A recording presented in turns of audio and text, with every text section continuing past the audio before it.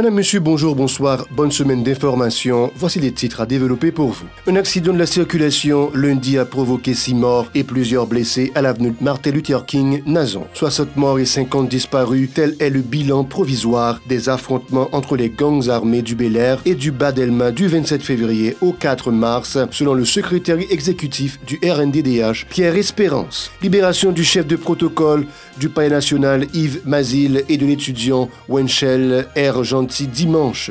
Au moins une quinzaine de cas d'enlèvement ont été recensés à Pétionville et Kinskov ce week-end. Au nombre des victimes figurent l'ex-DG du MTPTC, Eddie Joseph, et son épouse. Plusieurs établissements scolaires de la capitale ont temporairement cessé leurs activités à cause de l'insécurité permanente.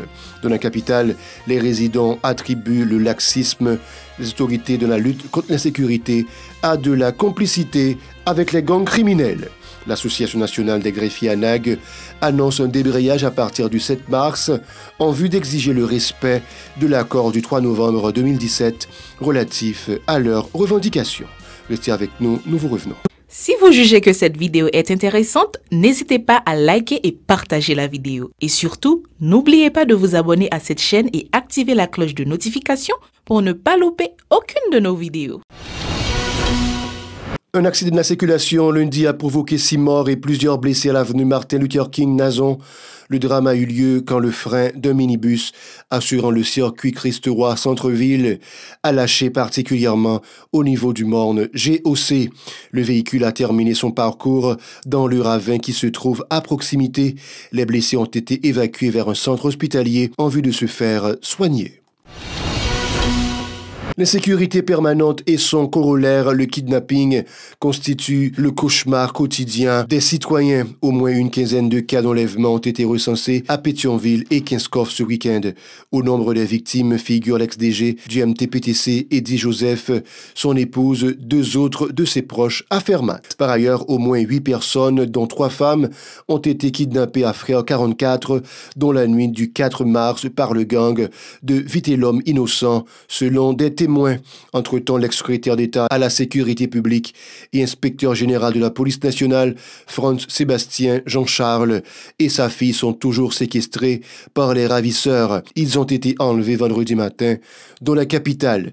En face à l'escalade de la violence, plusieurs établissements scolaires de la capitale ont temporairement cessé leurs activités à cause de l'insécurité permanente. Et selon le secrétaire exécutif du Réseau national de défense des droits humains, RNDDH, Pierre Espérance, la reprise de ces hostilités a provoqué 60 morts et 50 disparus. Un tel bilan qui n'est que provisoire, a-t-il dit. Il convient de souligner la libération du chef de protocole du palais national Yves Mazil dimanche et celle de l'étudiant Wenchel R.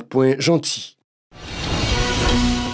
La Direction générale des Archives nationales réclame la libération de Jean Brunel Chermeil, un employé enlevé la semaine dernière à bon repos dans la plaine du cul-de-sac. Les proches de l'otage notamment attendent qu'il recouvre sa liberté en vue de les soulager face à la grande souffrance engendrée par son enlèvement, a indiqué la direction de l'institution. Entre-temps, la police nationale déclare que 2 membres supposés du gang de Vitellum Innocent, Aristide Hénold et Jerry Firmin, ont été appréhendés le 5 mars à Tabar, particulièrement à Fleurio. Plusieurs chefs d'accusation tels que vols à main armée, viol, kidnapping et association de malfaiteurs ont été retenus contre eux. Dans la capitale, les résidents attribuent le laxisme des autorités dans la lutte contre l'insécurité à de la complicité avec les gangs criminels. Ils jugent anormal que les citoyens soient chassés de leur résidence par des gangsters qui multiplient les cas d'assassinat, de viol, de kidnapping et les scènes de pillage en toute impunité. Écoutons-les au micro de Osée Victorin et Jean-Élie Ladresse. C'est une sécurité qui frappe tout Haïtien, pas de monde n'est pas frappé dans ce pays. Et tout le monde a vécu avec une inquiétude, un stress. Est-ce qu'on va connaître au sorti ou pas connaître ce qu'on va rentrer? Mais principalement, nous avons dit que la sécurité, ça, c'est l'État qui fait arriver jusque-là. Ouais, c'est le gouvernement qui passe, qui va prendre mesures qui doit prendre, qui fait que nous arrivons dans le niveau ça. Et ils n'ont pas voulu résoudre tout. Parce que j'ai l'impression qu'ils ont un intérêt là-dedans. Et on regarde le gouvernement, c'est pas fait pays à la gérer, c'est pas fait peuple à la gérer. Donc c'est à faire pas la fait. Parce que s'il t'a géré pour le pays, pour les Haïtiens, je pense que des mesures qu'il t'a pris pour freiner le problème ça. Et c'est un problème qui est vraiment crucial. Et quand pile Haïtien qui est malade, Haïtien a parti, Haïtien a décapitalisé. Donc c'est un problème sérieux. Et si on veut le résoudre, on peut résoudre. Finalement, son pays, personne ne parle à l'abri. Je veux dire, nous n'avons pas personne qui peut dire, nous n'avons pas personne qui peut nous aider, ni même que nous aider autour, pas répondre nous. Par ailleurs, ses compatriotes demeurent convaincus qu'un sursaut collectif est la seule alternative à l'irresponsabilité du régime en place. En plein 21e siècle, une telle crise globale ne peut perdurer ainsi, et surtout sur le territoire de la Première République noire, indépendante, ont remémoré ses citoyens. Pour eux, le vouloir vivre collectif s'avère plus que jamais une impérieuse nécessité. Ils sont toujours au micro de Osée Victorin et Jean-Élie Ladresse. Sont structurés en place pour faire moun yo dans la caillou. Mettez sécurité, bien que yo pas capable. C'est chita avec zami yo, soi-disant de ces zami yo. Yo gen États-Unis les amis yo, si m'ta cité ça seulement. Ces amis yo, c'est go chita pour mettre sécurité dans le pays. Ya moun pas capable quitter la caillou n'importe comment. Yo grand goût et yo mourir. Ça, on dit gens dur, les durs, à quitter la caillou côté pour aller. Ouais pas, mais ça est pour me faire passer à m'baguen personne moun cap santé. Premièrement m'baguen l'état. M'baguen l'état, on la police qui t'a mettre comme sous lui. On prend li nan cache tout. M'baguen l'armée. On prend tout simplement c'est nous tout ensemble qui pour prendre conscience finalement et puis comment est-ce qu'on comprendre pour nos zones. Depuis qui année m'a semblé me faire ensemble et puis pour me courir quitter petit moi pas à l'école comment tu capable comprendre bagage ça moi même si gros message me t'ai envoyé pour tout haïtien prendre conscience que l'état est pas bon pas bien l'état premièrement faut l'état prendre responsabilité d'abord là c'est l'état non ni pasteur ni vaudouisant toute entité ni diaspora tout faut conscient que pays a pas bon pour prendre responsabilité pour nous recommencer encore d'accord pour nous recommencer et puis nous allons nous faire là ici. Au niveau des marchés publics, les petits détaillants montent au créneau pour dénoncer les conséquences désastreuses de l'insécurité permanente sur leurs activités.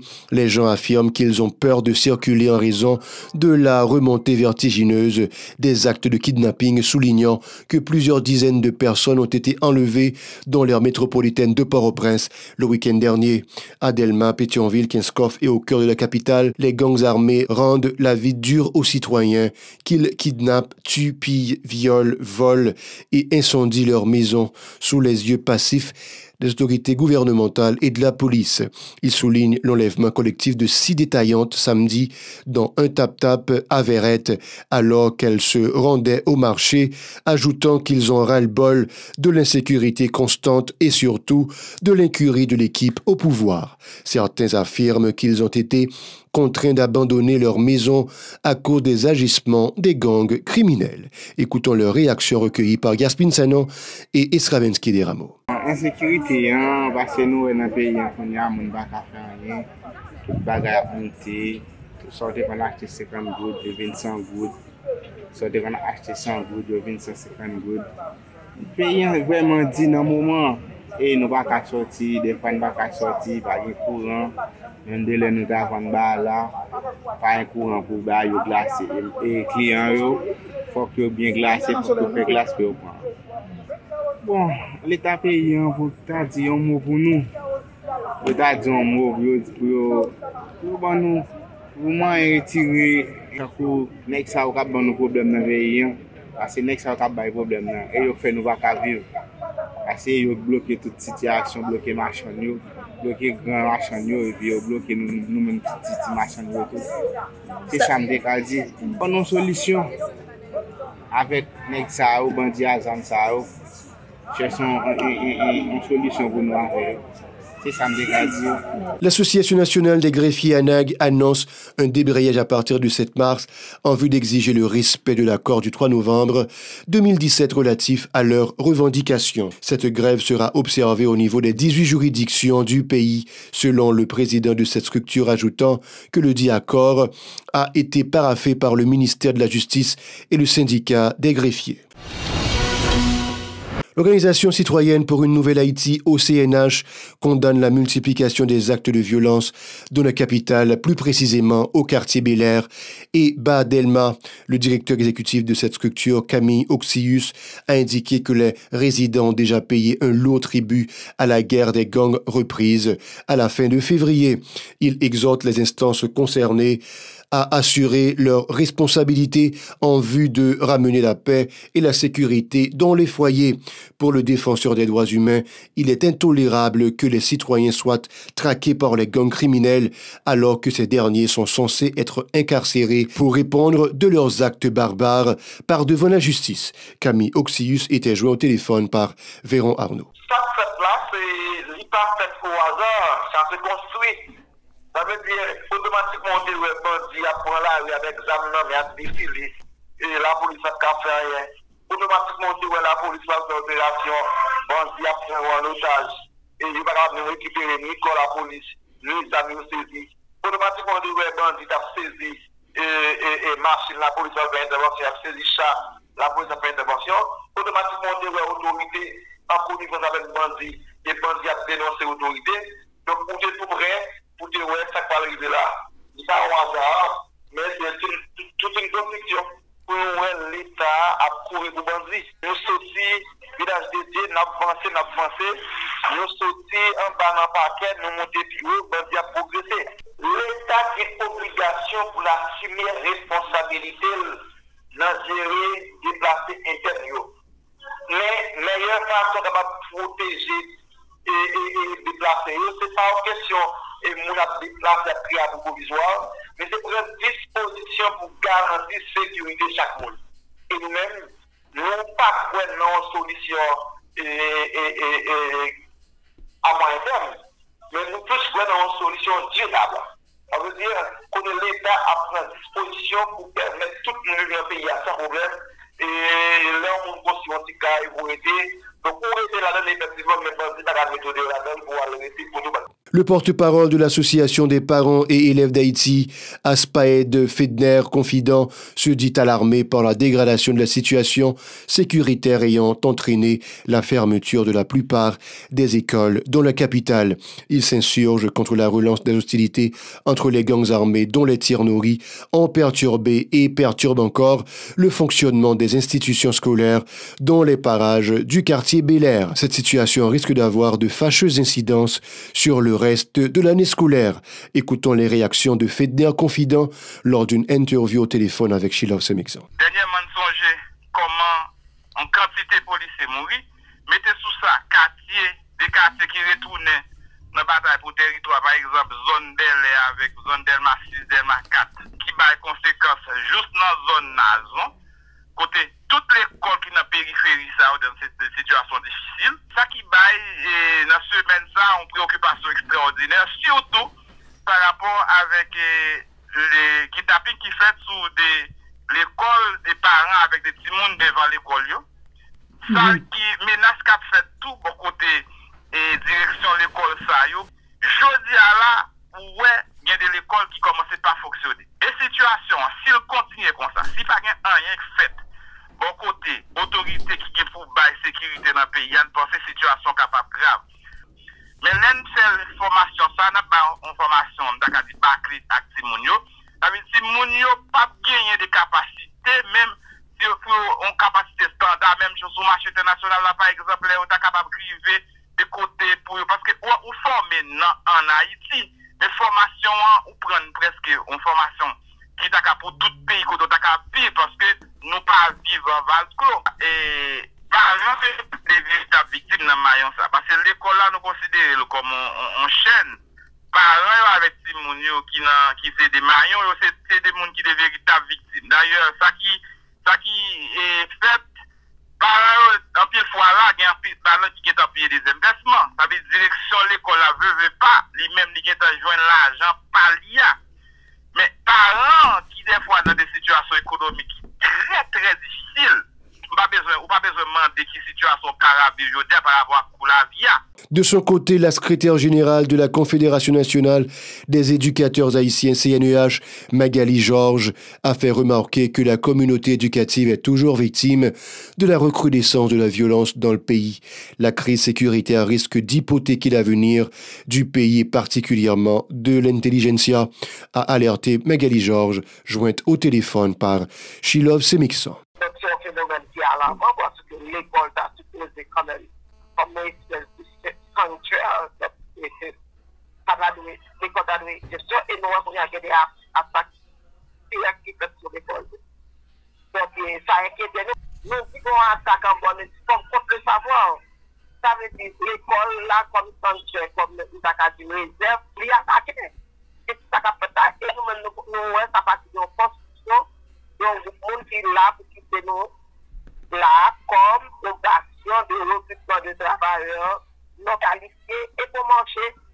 Donc, ça veut dire, et c'est parce qu'il y a des sous-planètes qui deuxième monde pour nous faire et sans diplôme. Et nous, si nous sommes une planète Terre, pour ça, nous, quand nous attaquons contre l'école, mais nous, on attaque contre il y a parce que ça n'a vu là, c'est du jamais vu. Pas un bon vocabulaire qui continue pour débattre. Ça ne va pas une activité qu'on est brisé là.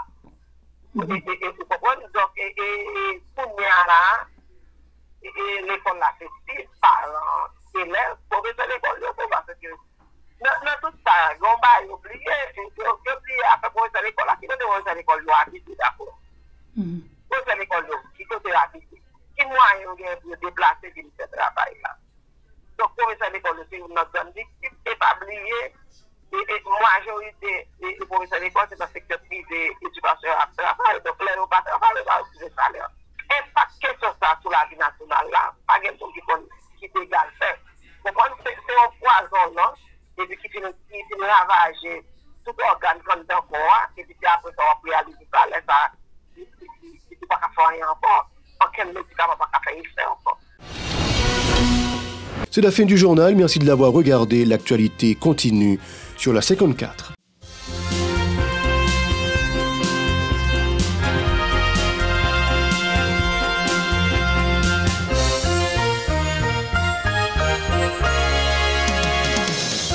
Si vous jugez que cette vidéo est intéressante, n'hésitez pas à liker et partager la vidéo. Et surtout, n'oubliez pas de vous abonner à cette chaîne et activer la cloche de notification pour ne pas louper aucune de nos vidéos.